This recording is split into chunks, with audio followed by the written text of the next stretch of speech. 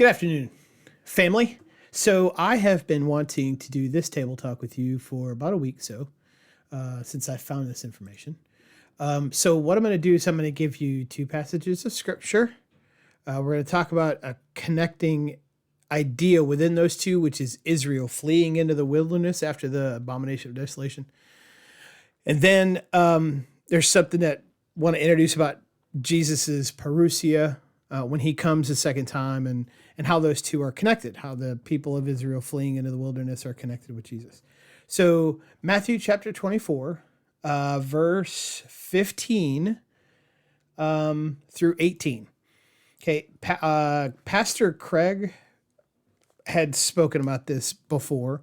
It says, verse 15, therefore, when you see the abomination of desolation, which was spoken of through Daniel the prophet standing in the holy place, let the reader understand. Then let those who are in Judea flee to the mountains.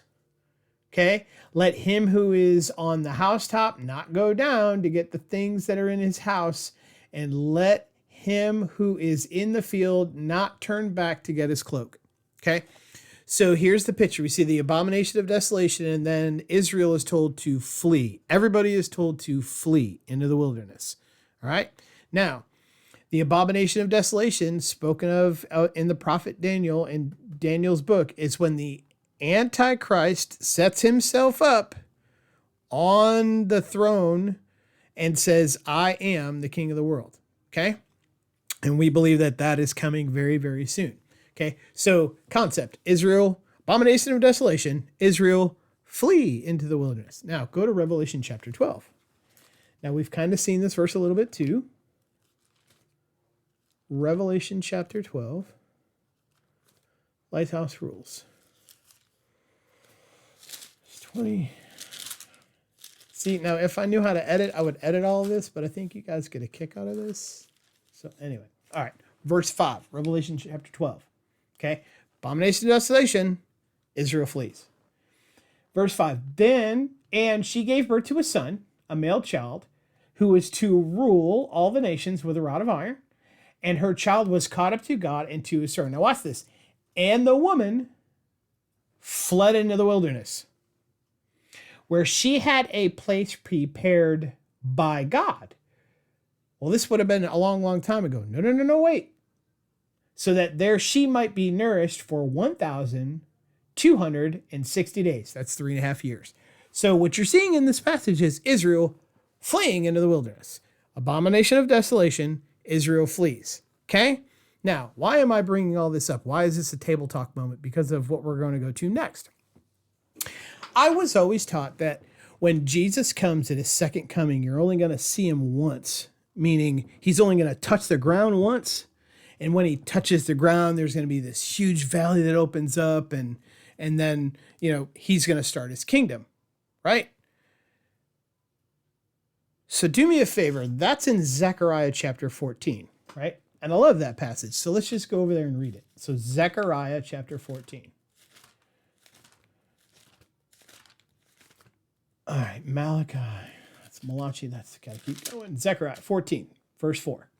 Okay? And this is the verse that describes this. And in that day, okay, his feet will stand on the Mount of Olives. What day is that? Well, from verse 3. Then the Lord will go forth and fight against those nations, as when he fights a day in battle. And in that day his feet will stand on the Mount of Olives, which is in front of Jerusalem on the east, and the Mount of Olives will be split in the middle from east to west by a very large valley, so that half of the mountain will move toward the north and the other half toward the south. Okay, so in that passage, what we see is Jesus returning. Okay, so let's go back to verse 1 just for a second, because I want to bring in this concept so that you see where we're going with this. Behold, a day is coming for the Lord when the spoil taken from you will be divided among you. For I will gather all the nations against Jerusalem to battle, and the city will be captured, the houses plundered, and the women ravished, and half of the city exiled. But the rest of the people will not be cut off from the city. Then the Lord will go forth and fight against those nations, back then, as when he fights on a day of battle. In that day, his feet will stand on the Mount of Olives. So now we've got a shift. We're literally seeing that Jesus is going to stand on the Mount of Olives, right? We all agree? Good. Now let's keep reading verse 4. And in that day, Jesus' feet, his feet will stand on the Mount of Olives, which is in front of Jerusalem on the east. And the Mount of Olives will be split in its middle from east to west by a very large valley, so that half of the mountain will move toward the north and the other half toward the south. But let's please keep reading verse 5. And you will flee.